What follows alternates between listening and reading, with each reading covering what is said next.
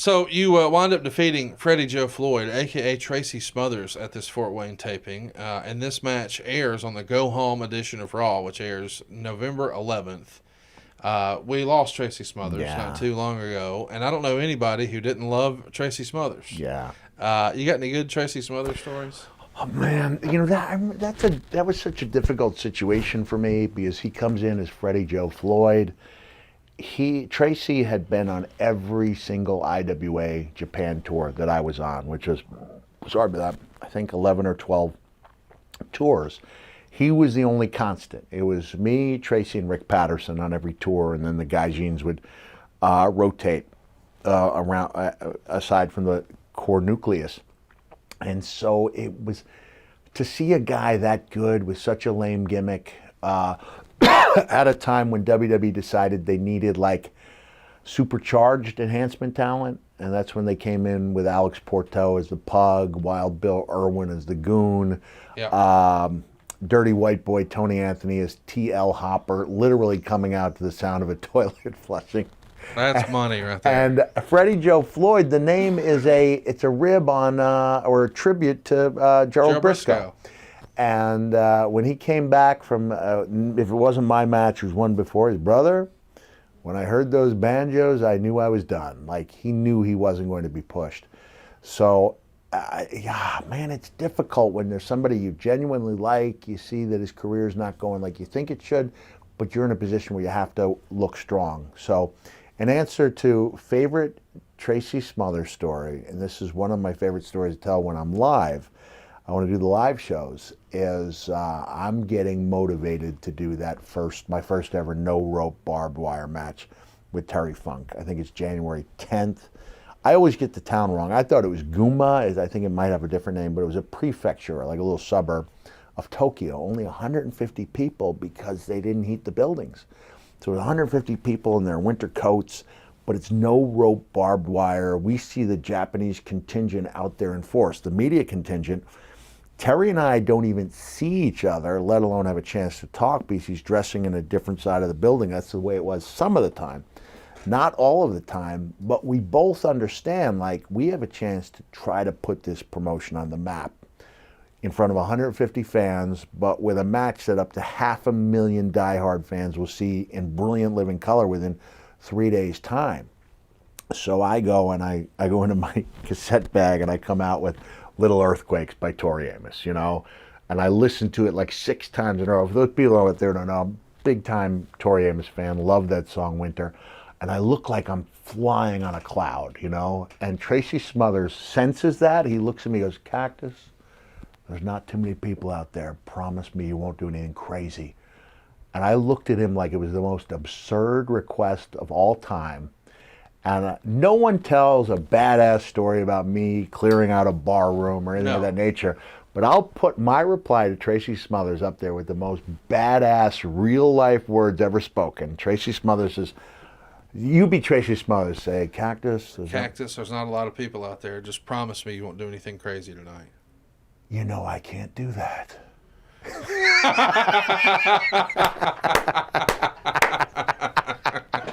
That's fantastic. And I went out there, and Terry Funk and I just tore each other apart. I mean, it was obscene, the type of stuff we were doing to each other. And it was like, yeah, I know that the hangman cost me my ear, but doggone it, I'm going to do it in barbed wire tonight.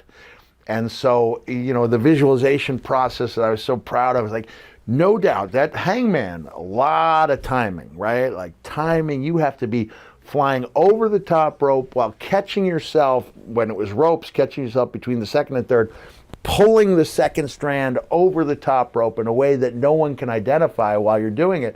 But now I'm going to do it in barbed wire. And never once gave a moment's thought to whether or not the wire would actually hold my body weight, which it turns out it did not. And there's this photo of me sitting on the ground with my 2 fingers suspended by the wire. And so Tracy was there. I nearly lost those bad boys. He's wrapping them up. You look in, it's such the chunks of flesh are up. You can see the fingers of my pinkies. And he's like, "Oh, Cactus, this isn't good." And he's wrapping those SOBs up. Gets me to where I can get on the bus. to make it to the hotel, and the next day we're getting ready to go. I didn't super glue it. I think I new skinned it, which was like a more expensive super glue. Yeah. And then I had the big, wrestlers adhesive tape like this. Sure. I'm afraid I'm going to draw attention in the airport with all the adhesive tape. So I'm in the, Tracy, come on in here. I'm going to try to take his bandage off.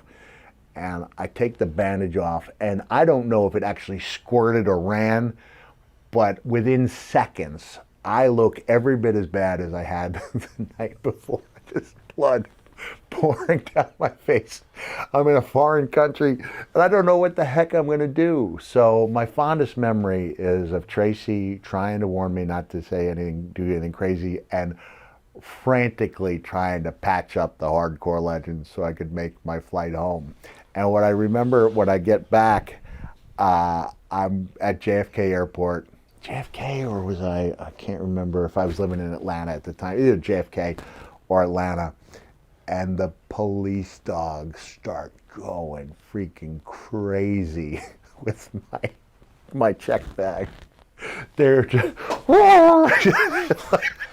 what's in there? My stuff. It's so bloody. It's so freaking bloody. And they're looking for drugs. And I was like, the question is like, could it be the blood? And they go, oh, you have bloody garments? And then I've got to tell them what I am and who I do, and I break out the stuff, and it's just saturated. I think I sold the shirt, but the tights are just covered in blood. So the dogs had a field day, and this is back when you would, before they started checking real closely at security, you got all your t-shirt money like underneath the insole in your shoe. And you can't bring back more than X number of dollars. Right. And I don't even think I had X number of dollars. Well, no, because, I don't think I did. I think it's 10,000. It's 10,000 now. Believe me, I wasn't bringing home 10 grand from an IWA tour. Weekly fee of 3,000. I wasn't, maybe I made another 2,000 a week on gimmicks. But still, I was stuffing that stuff underneath the, they're wise to that now, with the insoles. But that was my favorite story about Tracy Smothers. He was just such a great road companion. When you're together, 10 days a month for 24/7 practically, he was just a great guy and a really good hand who could work with anybody. He even worked well with the Bear. He had 3 matches with the Bear, and unlike me, who I think the Bear was my 3rd match. By the way, we're not saying Godfather. We mean an actual wrestling bear. Yeah, the wrestling bear. Yeah, exactly. Yeah. I wasn't That's even... a sentence a lot of people don't understand. They don't understand. They had wrestling bears. There was an actual working bear. Right. He was one of the boys. he tracked the beers. He had cubs. There were other wrestling bears. The Canadian Bear Man trained them. There was a terrible tragedy that took place. One of the bears attacked and killed the Bear Man's wife. Just a disaster. But I didn't know that detail. Yeah, it was bad. Obviously awful. I'll counter by telling the funny story about the bear would be brought in. This was serious business. It wasn't just an attraction. The bear would be brought in, especially in the southern territories, when a heel had heat and no human being could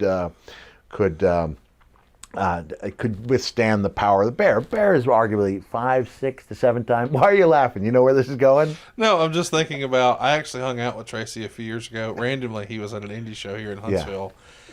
And we went and got pizza after or something. And one of my buddies said, hey, man, who was your toughest opponent? And he told the bear story. Yeah. I guess he wrestled, as you said, multiple times. And so as he's telling the story, the bear swatted at him. And so we're like, well, what'd you do? Well, I hit that motherfucker back, all this. And so we're just laughing at the absurdity of a man fighting a bear. And so we were like, well, how was the match? And he goes, it was the shit. That bear couldn't work worth the shit.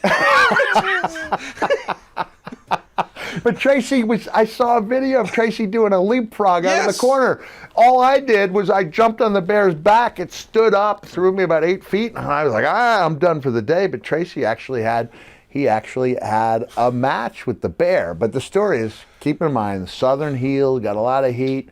Coming out, he's going to take on the bear, and one of the fans plays the ultimate rib, pats the heel on the ass With honey. with a handful of honey.